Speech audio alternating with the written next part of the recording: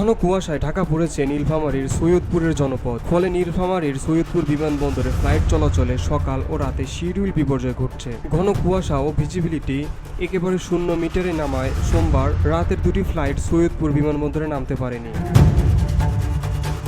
একইভাবে আজ মঙ্গলবার 10 ডিসেম্বর সকালে দুটি ফ্লাইট ঢাকা থেকে ছেড়ে আসেনি, তবে দুপুর 12টা থেকে ফ্লাইটগুলো স্বাভাবিকভাবে চলাচল করছে। এই কারণে যাত্রীরা বিভিন্ন আবাসিক হোটেলে অবস্থান নেয়। দূর দূরান্তের যাত্রীরা কষ্ট ও বিড়ম্বনায় পড়েন।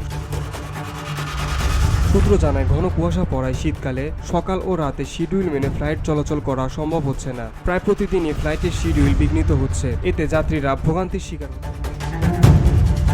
সৈয়দপুরের আবহাওয়া অফিসের ভারপ্রাপ্ত কর্মকর্তা লোকমান হাকিম জানান, মঙ্গলবার সকাল 6টায় তাপমাত্রা রেকর্ড করা হয়েছে 14.5 ডিগ্রি সেলসিয়াস। বিমান চলাচলের জন্য 2000 মিটার ভিজিবিলিটি থাকার কথা থাকলেও তা ছিল মাত্র 100 মিটার। ফলে সকালের দুটি ফ্লাইট ঢাকা থেকে ছাড়েনি। পরে দৃষ্টিসীমা বাড়লে দুপুর 12টা থেকে ফ্লাইট স্বাভাবিক নিয়মে চলাচল করে। সৈয়দপুর বিমানবন্দর ব্যবস্থাপক AKM বাহাউদ্দিন জানান, ঘন কুয়াশায় সৈয়দপুরের আকাশে ভিজিবিলিটি শূন্য নেমে আসায় সোমবার রাতে এয়ার অ্যাস্ট্রা ও নভো এয়ারের দুটি ফ্লাইট বাতিল করা হয়েছে।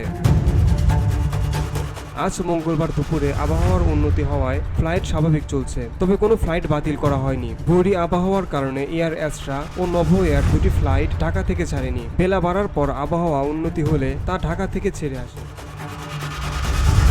ভিওটি বাংলা নিউজ ডেস্ক।